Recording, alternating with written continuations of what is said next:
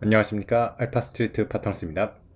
2025년 10월 13일 월요일 마감 시장 보겠습니다.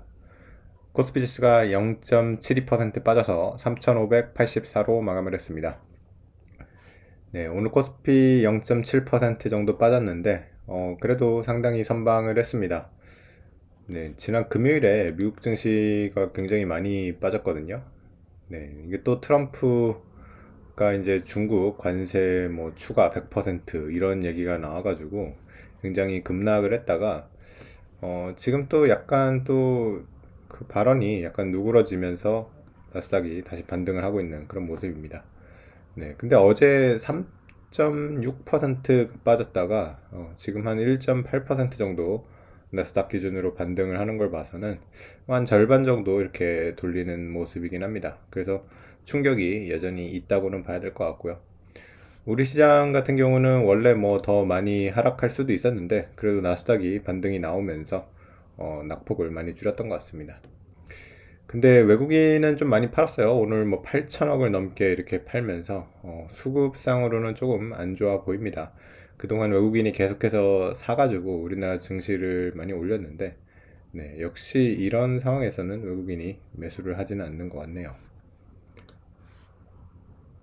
네, 일단 금요일 뭐 미국 증시 보시면 이렇게 좀 급락이 나왔던 이유가 워낙 또 미국 증시가 나스닥 중심으로 많이 오르기도 했었고, 네, 그래서 좀 큰 폭으로 하락할 그런 상황이 생기면 그런 이런 하락이 나올 것도 같았는데 결국에는 뭐 트럼프의 이런 관세 이런 게 또 트리거가 된 모양입니다.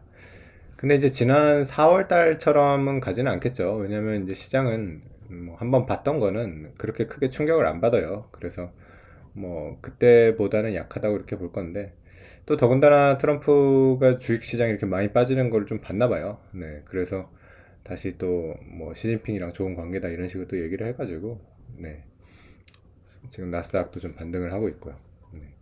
근데 이렇게 빠질 때 보면 확실히 올해 많이 올라왔던 그런 종목들 하락폭이 상당히 큰 거를 좀 알 수가 있었습니다.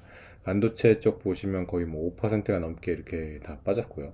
AMD 같은 경우는 7.7%, 그리고 뭐 팔란티어도 5%대 이렇게 빠지면서 확실히 빠지면 이렇게 변동성이 크다는 거를 좀 느낄 수가 있었습니다. 뭐 테슬라 같은 경우도 5%대 이렇게 빠졌고요. 네, 그래서 뭐 지금은 시장 유동성이나 이런 AI 기업들 중심으로 잘 올라오고 있는 장이긴 했는데 언제든지 이렇게 좀 조정이 나올 수 있다는 거는 좀 주의를 해야 될 것 같습니다. 네. 그래도 다행히 뭐 지금은 반등을 하고 있어가지고 이렇게 되면 뭐 별일 없이 이렇게 지나가는 그런 모양이 될 것도 같고요. 네. 그리고 이제 금요일에 또 문제가 뭐였냐면, 이 코인 시장이 좀 상당히 문제가 컸어요. 이게 비트코인 시간봉 차트인데, 이때 보면 굉장히 지금 급락을 했었죠. 이때 보면, 네, 11일, 뭐, 이렇게 찍히는데, 이게 저점이 지금 보시면 10만 5천 달러도 깼었어요. 네, 그래서 거의 뭐 10만 달러가 깨질 뻔한 그런 정도였는데 이렇게 빠졌다가 그래도 다시 이렇게 좀 반등을 하기는 했는데 문제는 비트코인이 이 정도면 네, 알트코인들은 진짜 난리가 났거든요. 네, 그래서 뭐 리플이라던가 뭐 이더리움이라던가 이런 다른 알트코인들은 정말 하락이 커가지고 굉장히 청산이 많이 일어났다고 합니다. 네, 그래서 확실히 이런 코인 쪽도 레버리지가 많이 이렇게 있다 보니까 그런 좀 취약성이 이번에 좀 터졌던 것 같고요. 네. 그래서 어쨌든 이번에 뭐 레버리지가 좀 많이 청산이 돼가지고 다시 또 이렇게 충격을 받을 것 같지는 않은데 어쨌든 이번 충격 때문에 상당히 크게 피해를 본 사람들이 많다고 하더라고요. 네. 뭐 청산 당한 사람이 뭐전 세계적으로 한 160만 명이나 된다고 그래가지고 네, 굉장히 어쨌든 충격이 좀 컸던 것 같습니다. 네, 우리 시장 뭐 주 종목들 보시면 그래도 오늘 좀 선방을 했던 이유가 일단은 반도체 같은 경우 빠지긴 했는데 그래서 삼성전자 1%밖에 안 빠졌어요. 네, 그래서 상당히 좀 하락폭이 적었다고 이렇게 볼 수 있을 것 같고요. 하이닉스도 3% 정도 하락으로 그래도 잘 선방을 했습니다. 오늘 좀 많이 약했던 게 방산이 많이 약했어요. 하나 에어로스페이스가 4.7% 빠졌고요. 그리고 현대로템이 4.5% 빠지면서 방산주가 약한 게 좀 두드러졌던 것 같고요.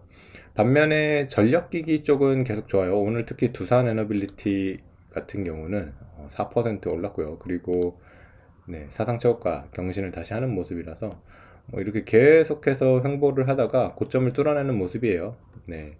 그래서 전력기기 쪽은 계속해서 수요가 많을 거로 느껴지는데 특히 이제 두산에너빌리티 같은 경우는 드디어 이제 미국에 네, 가스터빈 이런 수주 이런 게 나왔다고 합니다. 네, 그래서 확실히 지금 미국의 이런 빅테크들이 워낙 AI 이제 데이터 센터를 만드냐고 전력 수요가 정말 많거든요. 그러다 보니까 우리나라도 지금 두산 에너빌리티라던가 현대 일렉트릭 네, 이런 전력 관련된 종목들은 잘 가고 있는 그런 모습인 것 같습니다.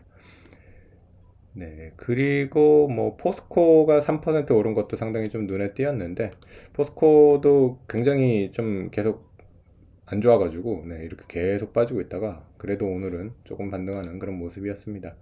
아, 근데 철강 쪽은 뭐 그렇게 지금 좋아 보이진 않아요. 지금 관세나 이런 데서 가장 타격을 많이 받는 데가 철강 자동차 뭐 이런 데 같거든요. 그래서 지금 뭐 현대차 같은 경우도 20만 원 초반대에서 계속 횡보를 하고 있어가지고 이런 것들이 좀 해결되기 전까지는 본격적인 반등은 좀 어렵지 않나. 네, 그렇게 생각이 됩니다. 네, 그래서 오늘 뭐 우리 시장 같은 경우 지수 단으로 보면 그렇게 많이 안 빠져가지고 다행이긴 한데 외국인 매수가 좀 돌아와야 될 것 같아요. 만약에 외국인이 계속해서 팔게 된다 그러면 하락장으로 이렇게 갈 수 있거든요. 네, 그래서 뭐 오늘 하루기는 하지만 외국인 8천억대 팔아가지고 네, 좀 많이 팔았다는 생각이 들어서 네, 이 외국인 매도가 계속 이어지지 않기를 좀 바랍니다. 네, 오늘 시장은 여기까지 하겠습니다. 감사합니다.